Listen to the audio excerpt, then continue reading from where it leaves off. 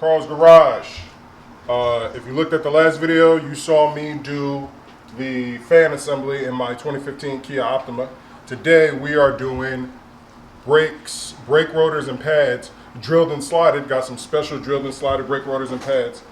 Drilled and slotted brake rotors, pads, whole kit for the entire car, front and back. I'm going to show you guys just one wheel at a time, not all four wheels. So I kind of already cheated a little bit like I did with that, because my goal is to show you the problems that you will go through. So again, this Carl's Garage brought to you by Car Nutrition and in team with StraightOuttaContent. So again, please like, comment, and subscribe if this is your first time watching this video.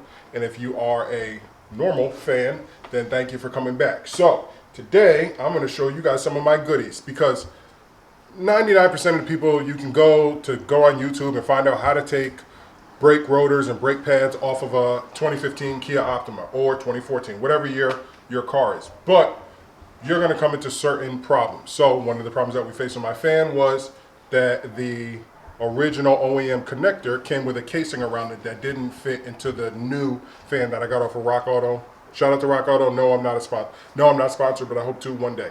So next, an issue that I just faced that we were about to go to the store, but it's actually going to save me a trip. So two things you need that you should definitely have whenever changing brake rotors. Brake rotors are going to, chances are, when they come from the factory, they're going to come with some type of like oil coating on them to prevent rust.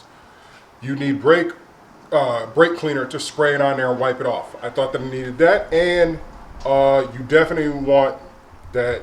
Usually comes, sometimes they'll sell like the brake anti-seize stuff or whatever, but I like the big top. You twist it off and you lift it up. It's got the paintbrush in it. You can paint all your brake parts. So I thought that I was going to have to go to the store, but in my kit, and we will show, bam, not only come with drilled and slotted brake rotors, also comes with the pads, front and rear. Chances are the bigger ones are the front. But it also comes with, so we'll open this up, a little unveiling. It also comes with, it's in Spanish, brake and parts cleaner. Bam. I don't know who this is, but shout out to them. Hopefully get sponsored by them one day. Oh, and it comes with brake fluid. DLT, brake fluid. Now, today, I'm not doing a brake flush, but this is good to have if you've got somebody who can do a brake flush. They got the right machine. Now you got some synthetic brake fluid, which is I probably should run that through this system. And this will be something that I do at a later day. I'll probably pay a professional to do it. But I do have brake cleaner. So this is something that I now won't have to buy.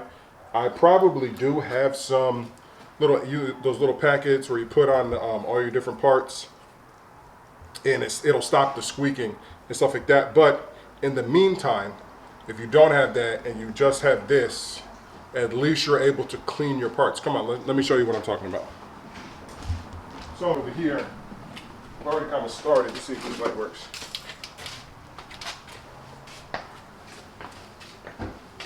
You can turn the ISO up if it's too dark. So as you see, I already took the rotor off. Yeah. So let me just, chances are you've witnessed, are you getting both me and the rotor? Thank you. Chances are you kind of know how to take off a rotor. And if you don't, there's plenty of YouTube videos out there for that. Again, Car Nutrition brings to you content that's going to keep your car healthy. So an issue that not all brake rotors have. Not all brake rotors have these Phillips head screwdrivers in them. I mean Phillips head screws in them. My car does. Now I got to this and I was wondering why it wasn't coming off. This is just like a little extra stability. It comes with usually the OEM rotors. I'm not even sure if the new ones do, but you always want to save these. Now, a tip. These can be very hard to remove. Luckily, I had a big screwdriver, which is a big head screwdriver. Can you see that? Big head Phillips screwdriver. It's pretty big. This was able to get this one off. Now, will I be successful in all 4? I don't know, but that's what I'm here to bring you. I'm here to go through problems so that you guys can watch me solve them, and then whenever you have them, you're able to solve them on your end. So I was able to get these off. I should use WD-40. WD-40, you should spray these, let them sit for about 5 minutes, then it should definitely come off a lot easier. Don't lose these. Do not lose these. I'm not saying that it will work or won't work. I'm just saying don't lose them. So once you get the rotor off, now even with these removed, it was still a little tough to have the rotor off. So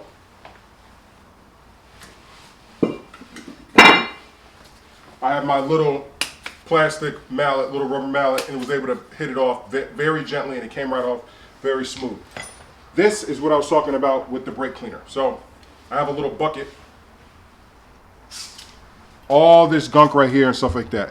When the pad is sliding in and out of here, the pad is going to slide, and that's where you can get your squeaking from, and that's where that lube, and keep these pieces lubed up, so this way you don't hear any brake squeaking, because God forbid you go through all that work putting on brand new drilled and slotted rotors and then you get squeaking. It's like, come on. Also, zoom in here.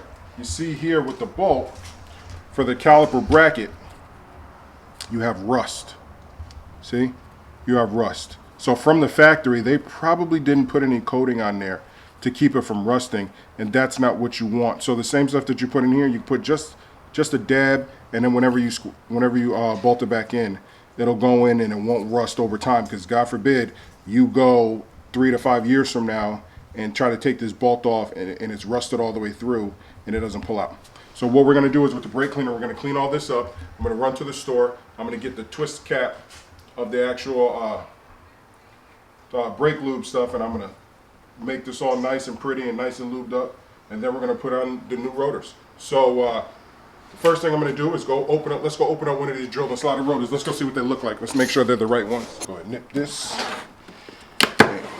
Make sure we get the right. Ooh, those are pretty. Those are pretty. Yeah, see, they're all slimy. Look at those. Those are gorgeous. Those are pretty. I don't know what the hell that is. This might be rear. I gotta see if they show. What I don't see is the bolt, is the screws. Yeah, see, they have the holes for the screws. They have the holes for the screws, but you don't see any screws. And the original rotors have a look. Oh, these might be rear, because this is pretty deep in here. These might be rear. Let's look at the difference. Superior stopping power. And the purpose of drilled and slotted, it dissipates heat. As the pads squeeze the rotor, the holes in the slots dissipate heat, and you have a cooler pad for better stopping power. Ooh, yeah, these gotta be the front. These jokers ain't no. Ooh. Yeah, these gotta be the front. These ain't no joke. Ooh, look at that. Look at that. Ooh, those is gorgeous. Look at that. That is gorgeous. Ah, look at that. That is beautiful. That is beautiful. Okay, guys, let's go try this on. Okay, so you want to make sure that you line up. You want to line up the two holes where the screws go. So that's, for me, that's here and here. So that should be right here. Bam. Put that in there like that. Pop one of these screws out. Pop the other one. And this will hold it in place. Again, I'm gonna spray them, but I'm just putting them on for just so you guys can see, just to make sure that they fit properly. Right now this screw doesn't want to go. Let's try it on this side. And these are the issues that you will face if the screw doesn't want to necessarily go back where it came out of. And that's the issue that I'm having right now.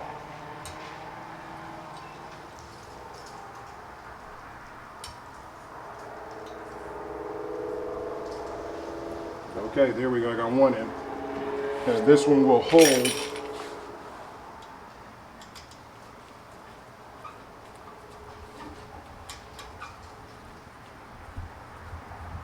This will hold the rotor. So for now, there we go. There we go. So that's how you do the front. I mean, the pads, super easy. Put those pads back. Clean this up don't leave this dirty when you put in new pads. Don't do that. Clean this up. Clean up all these, all this hardware. Clean up all this with the brake cleaner. Make sure you lube it up really good. Put it back because you don't want to hear squeaking later. And then this will go on here like this.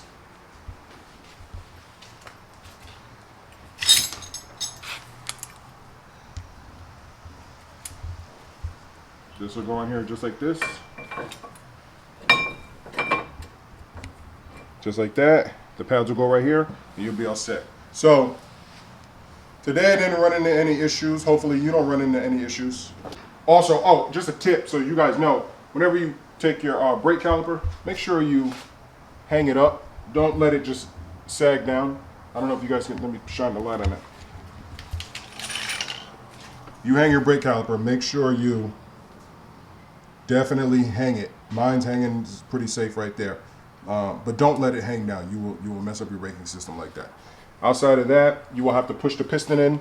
Before you start your job, make sure you get one of these. Make sure you have one of these to push the piston in.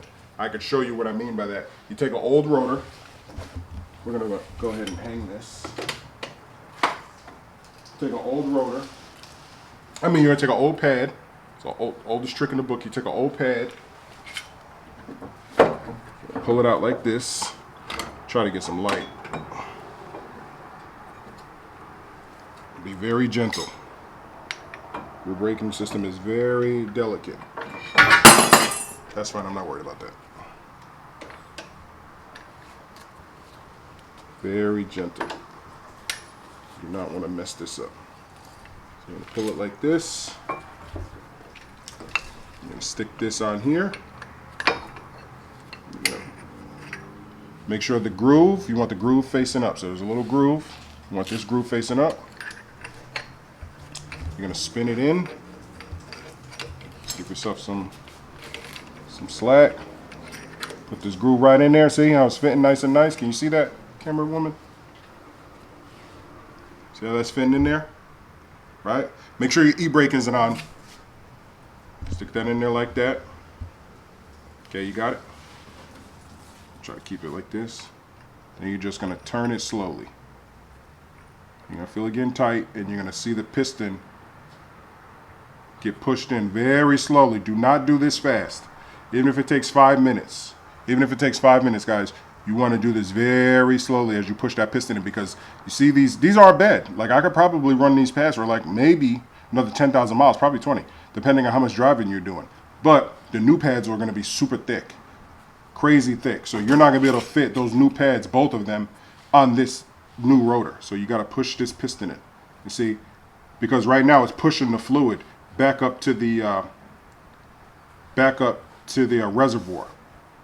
You can take it off. I know there's tricks where you can put a plastic bag on the reservoir, take the top off, put a plastic bag, and push it. I've never had any issues doing it this way. Please do it whatever safe way that you have learned. You have learned it a different way, please do it that way. I'm not saying that my way is the right way. I've just never had any issues doing it like this very slowly. Because nothing has been opened, this piston is, whether or not I touch this system or not, this piston and that reservoir is closed. So pushing the piston in manually is no different than you getting in your car and stepping on the brake. That's the reason why I don't go through all the extra steps of taking off the reservoir cap and putting a bag. Because right now, the mechanics of this system is not acting any different.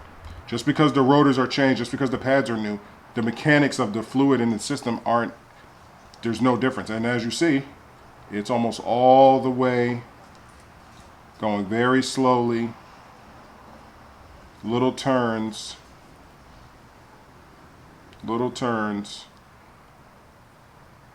and it's almost all the way there. That's really it. That's how you change the brakes, front brakes on a 2015 Kia Optima. We can kind of go over the, see, and I like to push it once it's all the way there. Boom, I like to just leave it for a second. I'll leave it. Then I might do something else. All you have to, oh, by the way, quick little tip. Quick little tip. You need a 14 millimeter socket and or wrench, and a 17 millimeter socket and or wrench. This, for the actual, the part that squeezes the pads, this right here is a 14. This big one is a 17. This is for the whole caliper bracket itself. This is just for the, this right here, just for the pad bracket. So again, 14, 17, this is behind there. It's very easy. If you're doing it on this side, righty-tighty. If you're doing it on that side, you'll be hitting it to the left. Outside of that, guys, I mean, I'm just gonna go ahead and assemble them. I'm gonna go to the store, I'm gonna get that brake glue, I'm gonna clean up my brake parts. But again, this was a pretty quick, easy showing, but I just wanted to show you of what you might run into. My next video will be on the rear brake rotors to see what obstacles I might face back there. Outside of that, you guys are gonna see, look at the damage, look at the damage. You guys are gonna see this car get fully fixed, wrapped, everything. So we're starting with the brake rotors, and then next, I mean, I already fixed my fan, so then next, I'm gonna change this whole side. Please like, comment, and subscribe. Like, comment, and subscribe, and let me know. I got a quote. I can get the fender, door, and door for $480. Let me know if I should go that way, or let me know if I should do all the body work myself and then have it wrapped. All right, guys, please stay tuned for kind of part 2 of the rear part of this, of the rear wheel of this car, guys. Thank you so much. Like, comment, subscribe. Peace.